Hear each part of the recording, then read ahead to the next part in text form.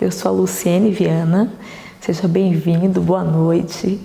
Hoje nós vamos falar sobre Romanos, capítulo de número 4, versículo de número 18. Eu quero ler somente a parte A da poderosa palavra de Deus que diz-nos assim, Romanos capítulo 4, versículo 18, a qual em esperança creu contra a esperança.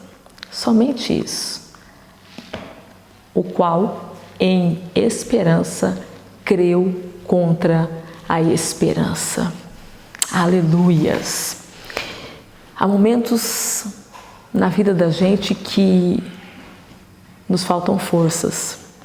Diante das adversidades que nós enfrentamos, das circunstâncias, nós nos sentimos frustrados. Eu sei, há momentos que na vida nós somos açoitados por sentimentos que nos esmagam. Isso é fato. Há momentos que nos sentimos tão encurralados por situações que não vemos, não encontramos soluções. E muitas vezes nos vemos sem esperança, sem saber o que fazer. Por muitas vezes nos encontramos desesperançados, sem esperança, sem saber o que fazer. Muitas vezes nós nos sentimos tão desprezados, tão desamparados devido aos dramas das nossas vidas, do que estamos enfrentando. Nós passamos por momentos assim. Nós oramos, nós falamos com Deus, sim, mas parece que estamos tão sozinhos que nem Deus parece que está nos ouvindo. Aí gera um desconforto, vem uma angústia, medo, pavor. E tudo isso quer nos esmagar, quer nos destruir, não é verdade? Nós olhamos à nossa volta e não vemos ninguém, nem um amigo.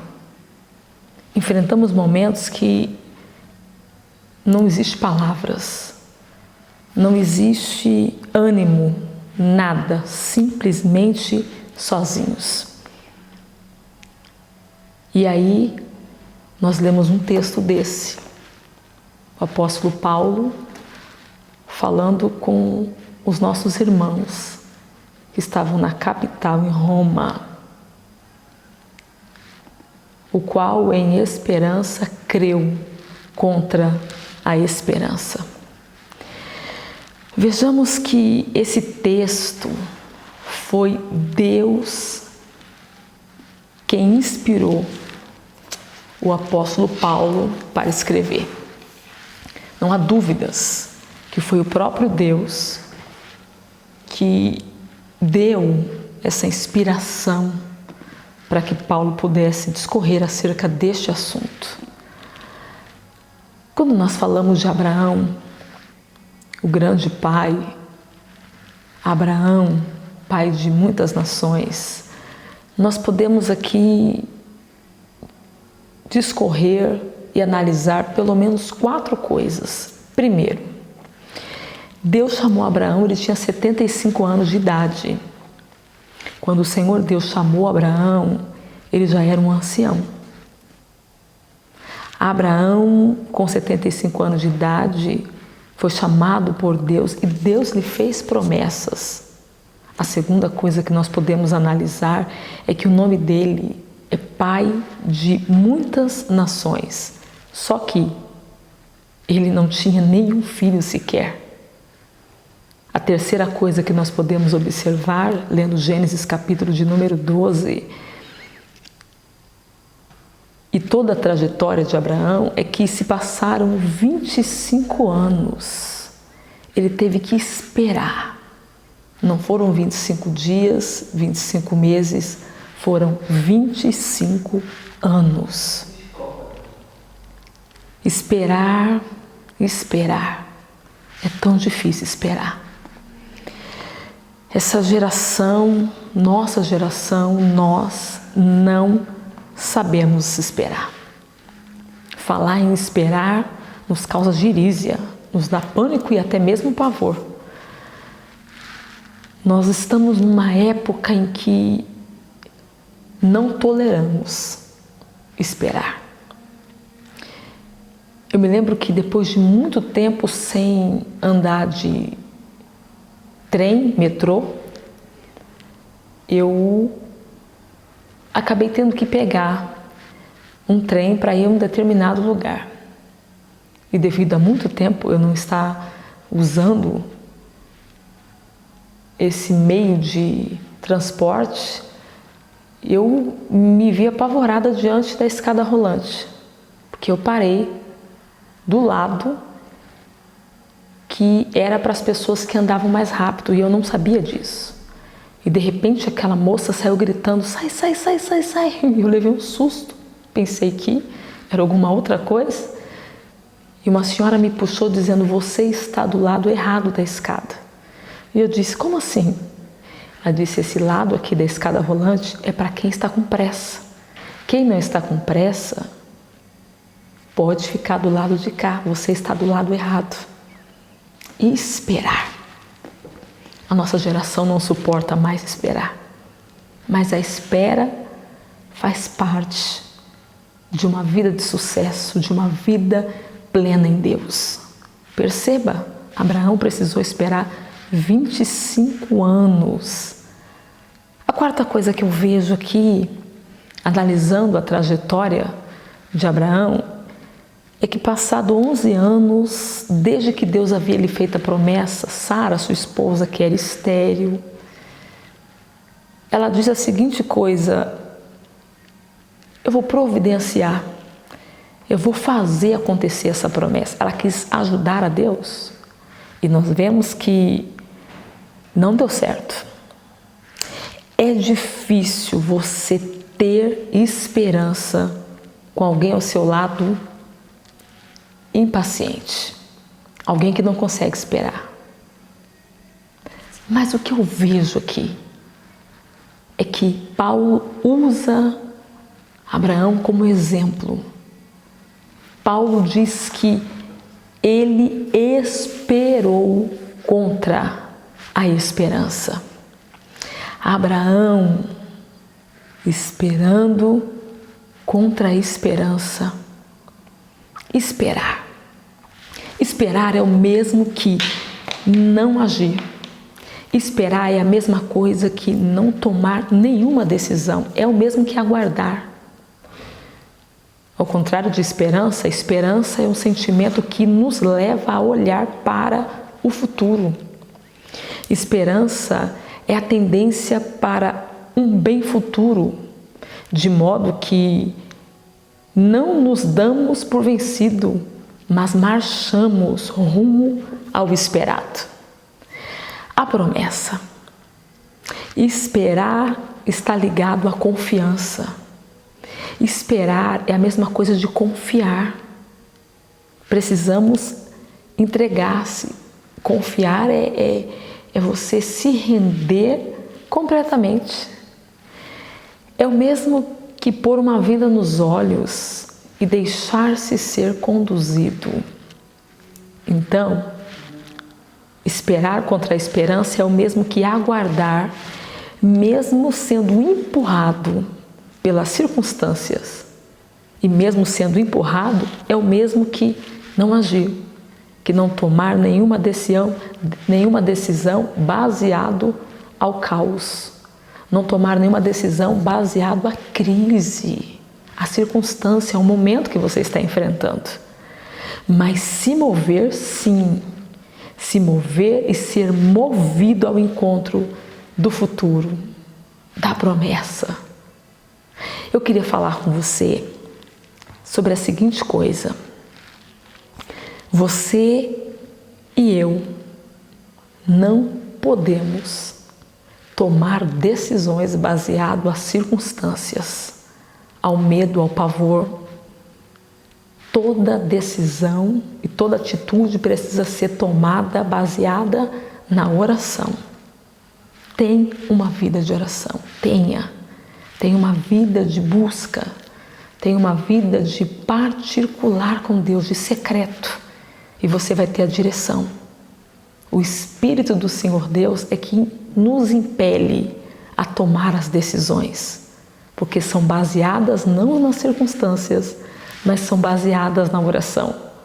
Abraão creu contra a esperança. Então você me pergunta, Luciene, como esperar? Me diga, Luciene, como não agir, como não tomar nenhuma decisão, como confiar completamente? Como eu farei isso? Me diga, Luciene, como esperar contra a esperança? A primeira coisa que você precisa saber e ter a convicção é quem te prometeu. Quem foi que te fez a promessa? Você precisa saber, você precisa ter essa convicção. Quem foi que falou com você? Esse é o primeiro ponto. Em primeiro lugar, nós precisamos saber quem foi que nos fez a promessa. Em segundo lugar, nós precisamos não permitir dúvidas, incertezas. Porque quando nós falamos de saber quem foi que nos fez a promessa, nós precisamos saber que quem nos prometeu é fiel para cumprir. Quem nos prometeu não está preso às circunstâncias. Eu posso estar em crise, mas quem me prometeu não está em crise. Eu posso estar passando por circunstâncias adversas, mas quem me prometeu não está passando. Ele é uma rocha inabalável, ele é imutável, ele é inerrante. É impossível que quem nos prometeu, o Todo-Poderoso, o Senhor Deus, minta. Então, quem é que nos prometeu? Foi Deus. Você tem essa convicção, você tem a certeza que foi o Todo-Poderoso quem falou com você, quem te fez essa promessa. Baseado a essa certeza, a essa confiança, nós precisamos conhecê-lo. Porque não basta você ter a promessa do teu Deus, do Todo-Poderoso, do Deus imutável, da rocha inabalável. Você precisa conhecê-lo. E a promessa que Deus te fez te levará a esse conhecimento, desde que você se disponibilize, desde que você o deseje, que você o busque. Precisamos conhecer Ele. O profeta Oséias disse isso no capítulo de número 6 e no versículo de número 3. Ele disse, então, conheçamos e prossigamos em conhecer o nosso Deus. Aleluia! É preciso saber quem é o Deus que nos fez a promessa. Ah, sim, Deus me fez a promessa, eu creio e tomo posse. É muito mais do que crer. Você precisa confiar. E você não pode confiar em alguém que você não conhece. Você não pode entregar a sua plena confiança em alguém que você nem sabe quem é. Conhecer a Deus de ouvir falar é completamente diferente do que os seus olhos o ver. Deus quer se revelar para nós. O Todo-Poderoso quer que nós o conheçamos. E para nós conhecermos a Deus, nós precisamos desejá-lo acima de tudo, acima de qualquer outra coisa. Mais do que bênção, mais do que vitória, mais do que vida de sucesso. Eu preciso desejar conhecer a Deus. E isso vai me levando a uma rotina diária, a um propósito de busca incansável todos os dias. É um relacionamento que você vai criando.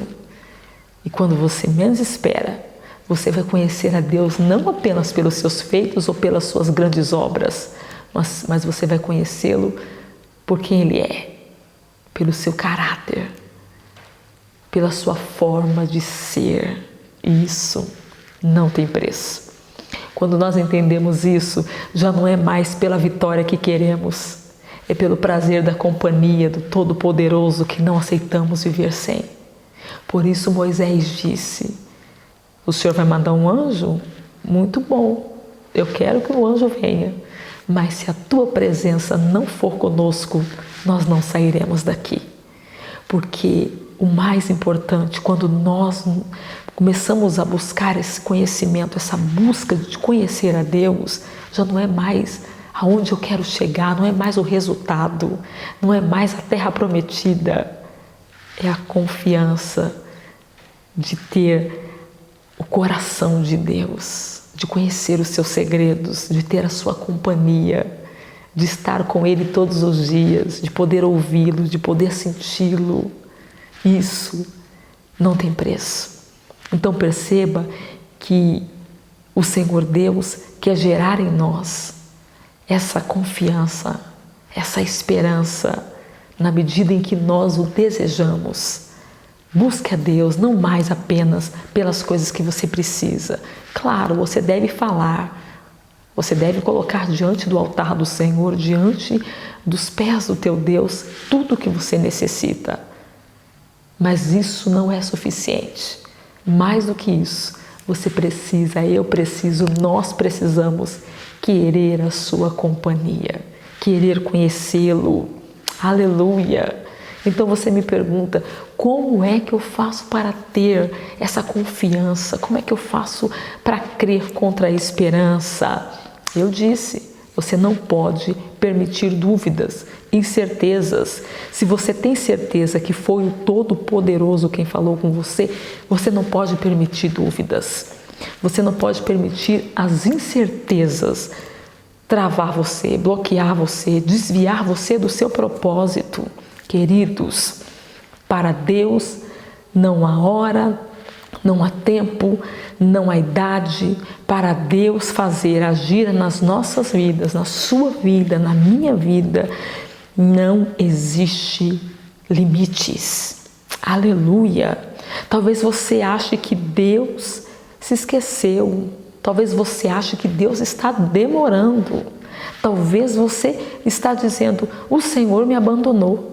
Por quê? Por causa do tempo.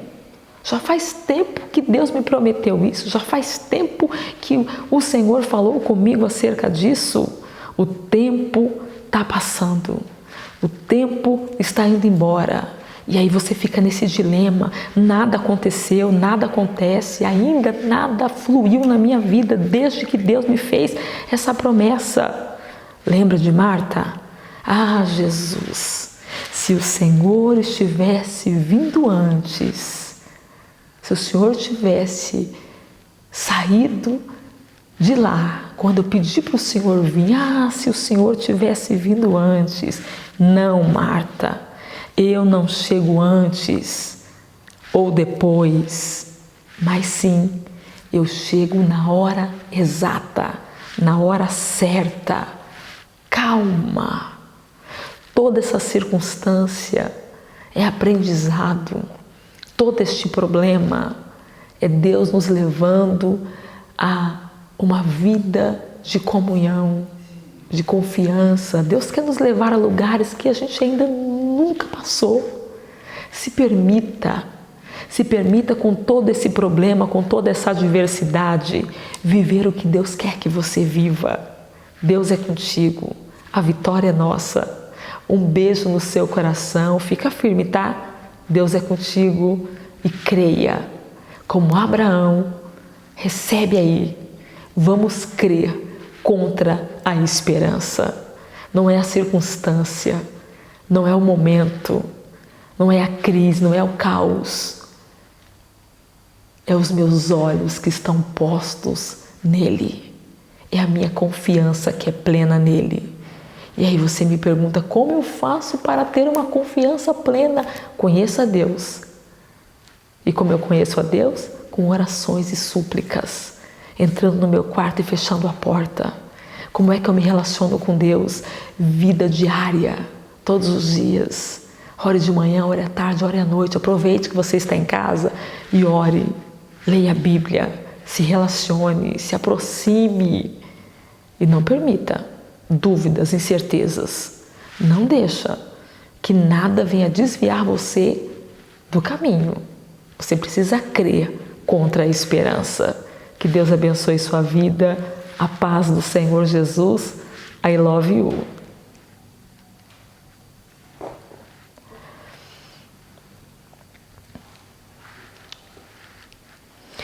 Oi, gente, a paz do Senhor Jesus. Eu sou a Luciene Viana e eu estou aqui para falar a você que nós acabamos de publicar um novo vídeo no nosso canal do YouTube e você está sendo convidado por mim, com todo amor, para ser edificado pela palavra de Deus. Nós estamos falando acerca de Abraão. Abraão creu contra a esperança. Como crer contra a esperança? Corre lá